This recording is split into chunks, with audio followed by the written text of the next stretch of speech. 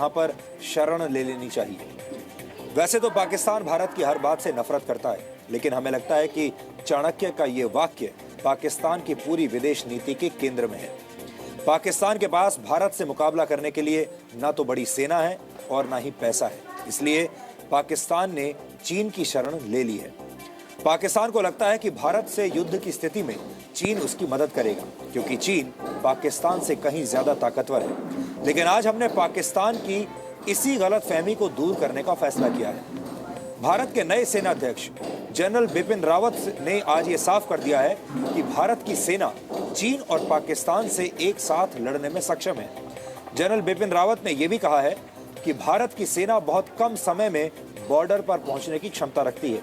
इतना ही नहीं, भारतीय सेना दुश्मन के इलाके में जाकर भी कार्रवाई कर सकती है। भारत के नए सेनाध्यक्ष ने ये सारी बातें जी न्यूज के संवाददाता कृष्ण मोहन मिश्रा को दिए एक इंटरव्यू में कही है। भारत हर वर्ष 26 जनवरी के दिन अपनी सैन्य ताकत पूरी दुनिया को दिखाता है और आम भाषा में आप इसे 26 जनवरी की परेड कहते हैं। लेकिन आज हमने पाकिस्तानी मीडिया की विशेष मांग पर 26 जनवरी से 23 दिन पहले ही भारत की सैन्य ताकत की झांकी दिखाने का फैसला किया है। पाकिस्तान में मौजूद आतंकवादी ही नहीं, बल्कि वहां का मीडिया भी जी न्यूज के साथ साथ को धमकियां देता है। हमने आपको बताया था कि कैसे भारत की सर्जिकल स्ट्राइक के बाद आतंकवादी हाफिज सईद ने जी न्यूज को धमकियां दी थी। इसके बाद हमने भारत और पाकिस्तान की सैन्य ताकत का एक तुलनात्मक विश्लेषण किया था, ताकि भारत को धमकी देने से पहले पाकिस्तान की सेना, सरकार और आतंकवादियों को 100 बार सोचना पड़े। इस विश्लेषण को देखने के बाद पाकिस्तान का मीडिया अब तिलमिला गया है।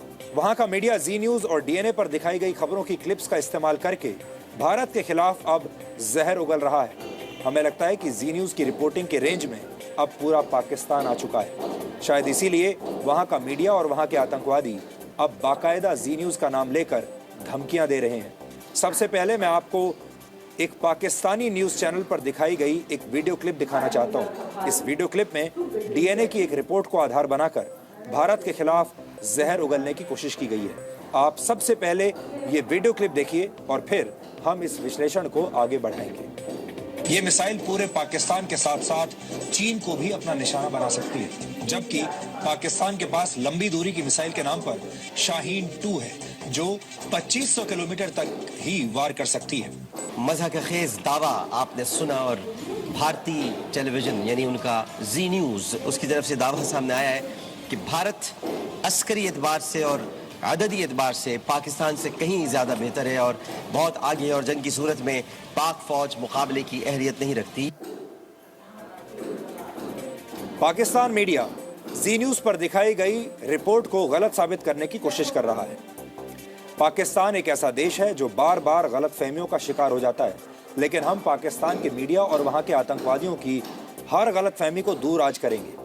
आज हमने भारत के नए सेनाध्यक्ष से जी न्यूज की बातचीत और तथ्यों के आधार पर भारत और पाकिस्तान की सेना का एक तुलनात्मक अध्ययन किया है।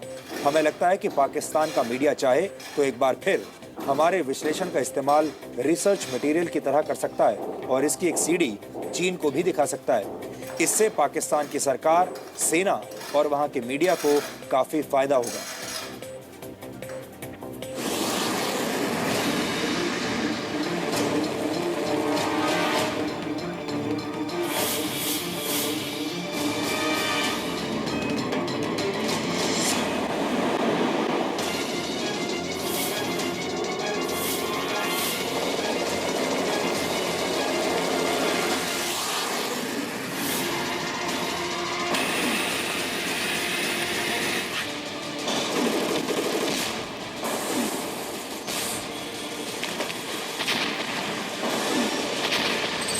हम लोग पूरी तरह से तैयार हैं, तैयारियां जारी हैं और लगातार जारी रहेंगी।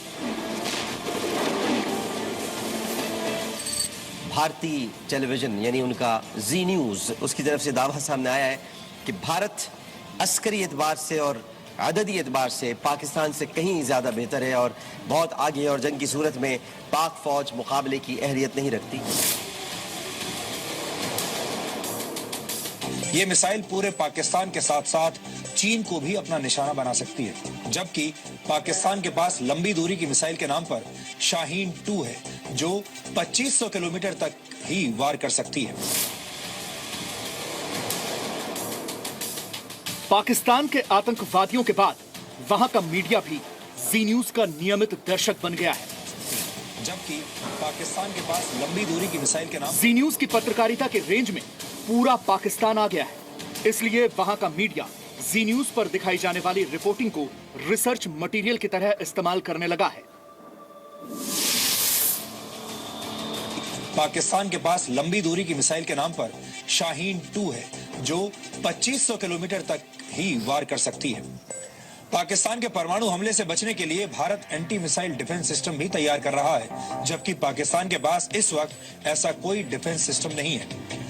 अगर पाकिस्तान भारत पर परमाणु हमला करके भारत के सभी परमाणु ठिकानों को नष्ट कर भी दे, तब भी भारत पाकिस्तान पर परमाणु हमला कर सकता है, क्योंकि भारत के पास सेकंड स्ट्राइक कैपेबिलिटी है, यानी भारत समुद्र से भी परमाणु पनडुब्बी के जरिए मिसाइल फायर करके पाकिस्तान को तबाह कर सकता है।